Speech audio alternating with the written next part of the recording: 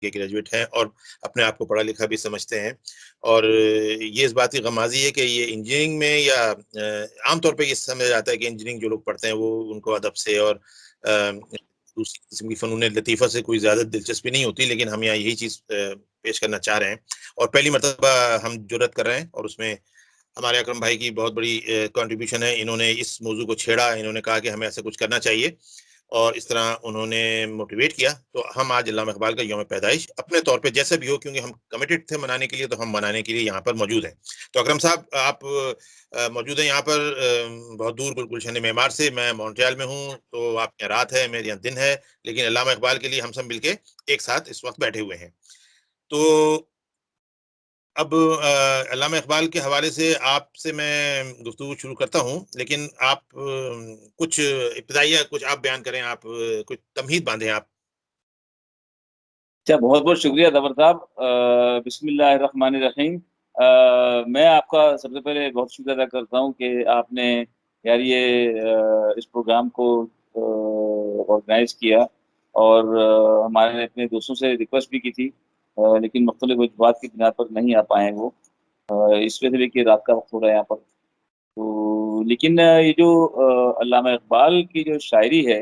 اور جس کا ہم دن منانے کی کوشش کر رہے ہیں، وہ کہ ابھی 9 نومبر ختم ہونے میں بھی 20 منٹ باقی ہیں، لیکن ہم بہرحال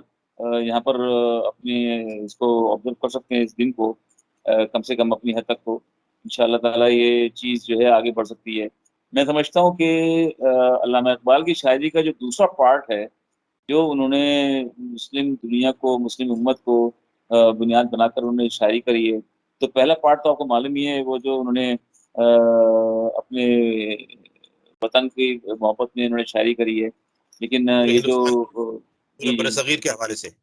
بڑے تقریر کے حوالے کی تھی ایگزیکٹلی۔ اور یہ جو سیکنڈ پارٹ ہے ان کا، جس کے اندر انہوں نے امت مسلمہ کو جوڑنے کی کوشش کری ہے،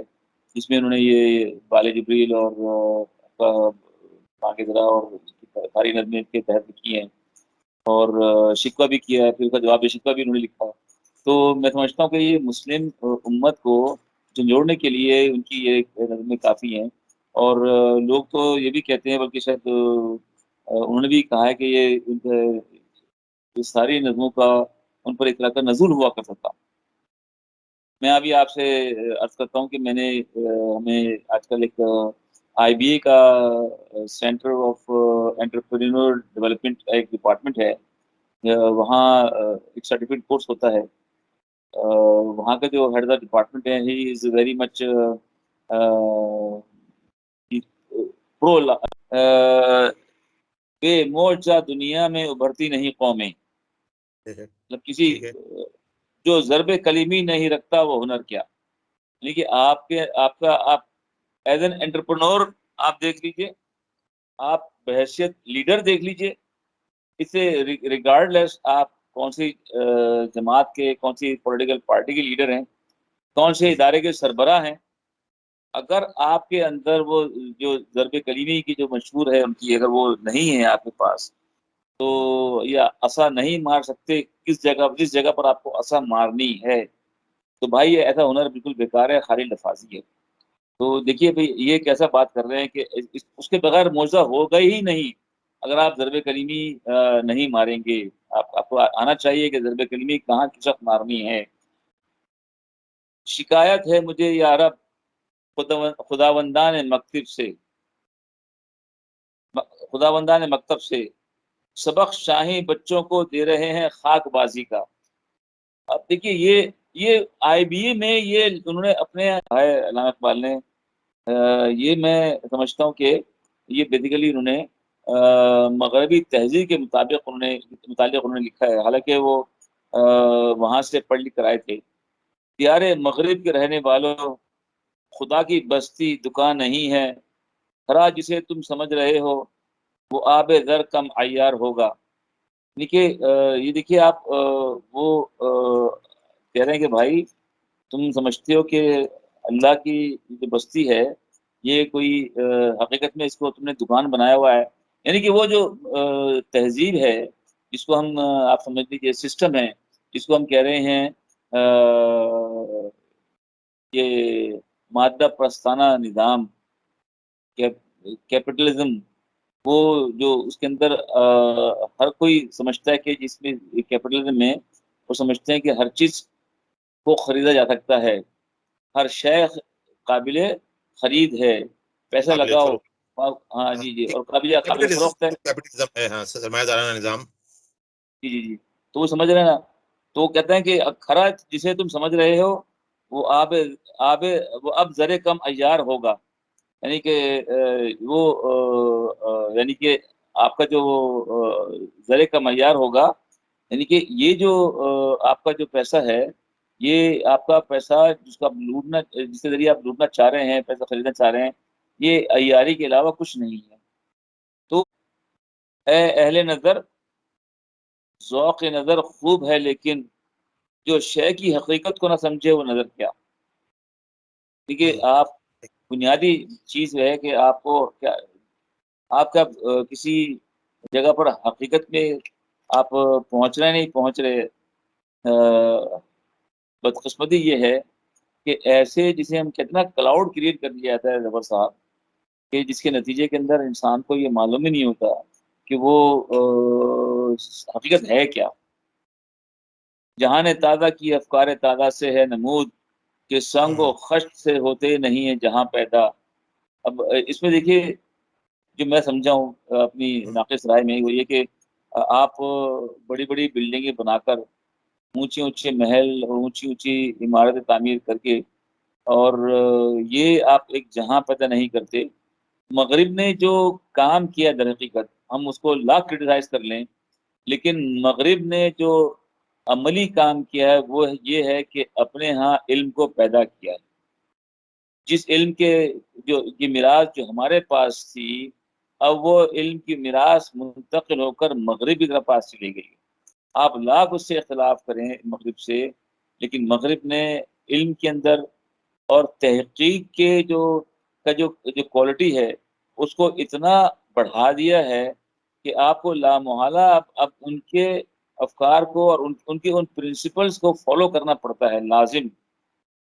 کہ آپ کے مغرب نے اب تحقیق کیا کیا کوالٹی کنٹرول کا سیٹ کیا ہے. اب نئی نئی چیزیں کیا آ گئی ہیں تاکہ آپ تحقیق کر سکیں اور نئے علم کی جستجو کر سکیں. ایک میں آپ سے عرض کروں، بات اگر طویل نہ ہو مجھے آپ روک دیجیے گا. جب میں وہاں پر مختلف آرٹیکلس کو پہلے میں گھنٹوں لگایا کرتا تھا لائبریری میں جا کر، لیکن جب یہ انٹرنیٹ آ گیا تھا تو مجھے آپ یقین کیجئے آدھے گھنٹے میں فارغ ہو جایا کرتا تھا، اور آدھے گھنٹے میں 15-20 مضامین میں ڈاؤن لوڈ کر لیا کرتا تھا اور اس کی پرنٹنگ بھی کر لیا کرتا تھا. تو یہ بات تھی وہ جہان تازہ کی افکار تازہ سے ہے نمود، یعنی افکار تازہ مستقل وہاں پر برس رہے ہیں. جو میں بات کرنا چاہ رہا ہوں کہ پہلے 1982 میں جب 7 سال کہہ رہے تھے، اس پروفیسر نے دوسرے پروفیسر نے ہمیں اگلی یونیورسٹی میں بتایا انٹرنیٹ آنے کے بعد کہ اب ہم اپنی نالج کو تقریباً کوئی 3 سال میں ڈبل کر رہے ہیں. آپ دیکھیے ود ان 4 years ٹائم، یہ ٹائم جو تھا to make the knowledge double, it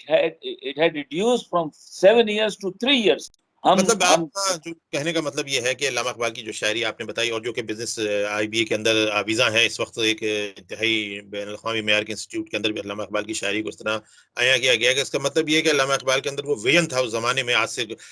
70-80 سال پہلے، بلکہ 90 سال پہلے ان کے اندر یہ ویژن تھا جی جی کہ جی وہ آنے جی والے جی دور کی ترقی اور اس ترقی کو کس طرح ممکن لایا جا سکتا ہے، وہ اور کون قومیں اس میں ان کو نظر آئیں. اسی لیے ان کا ہمیشہ سے ایک بظاہر جو میرا ایک کہنا ہے کہ شاید ان کی رغبت یا ان کا جھکاؤ مغرب کے طرز تعلیم کی طرف بھی تھا، اور مغرب کی طرف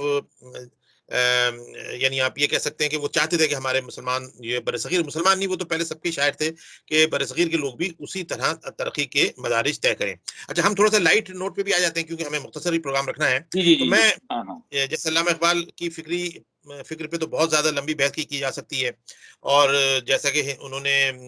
پورے ہندوستان کی شاعری کی ہے، پورے ہندوستان کے بھی قومی شاعر ہوئی ہیں، ہندوستان میں بھی علامہ اقبال کا یوم پیدائش آج منایا جا رہا ہوگا. میں یہاں پر ان کے انہوں نے جو ہندوستان کے بچوں کے لیے قومی گیت پڑھا تھا، لکھا تھا، وہ میں آپ کو سامنے عرض کرنا چاہتا ہوں، پھر میں اس پہ آپ کی جی جی اوپینین جی پہ ارشاد لوں گا ارشاد کہ ارشاد کس ارشاد طرح ارشاد. دیکھتے ہیں کہ مجھے بڑا اچھا اس لیے لگتا ہے کہ بڑا لائٹ ہے اور اس کے اندر انہوں نے ہر ایک کی عزت کی ہے. فرماتے ہیں چشتی نے جس زمین میں پیغام حق سنایا، چشتی نے جس زمین میں پیغام حق سنایا، نانک نے جس چمن میں وحدت کا گیت گایا، تاتاریوں نے جس کو اپنا وطن بنایا، جس نے حجازیوں سے دشت عرب چھڑایا، میرا وطن وہی ہے، میرا وطن وہی ہے، یونانیوں کو جس نے حیران کر دیا تھا، سارے جہاں کو جس نے علم و ہنر دیا تھا، مٹی کو جس کے حق نے زر کا اثر دیا تھا، خرقوں کا جس نے دامن ہیروں سے ترکوں کا جس نے دامن ہیروں سے بھر دیا تھا، میرا وطن وہی ہے، میرا وطن وہی ہے، ٹوٹے تھے جو ستارے فارس کے آسمان سے، پھر تاب دے کے جس نے چمکائے کہکشاں سے، وحدت کی لے سنی تھی دنیا نے جس مکان سے،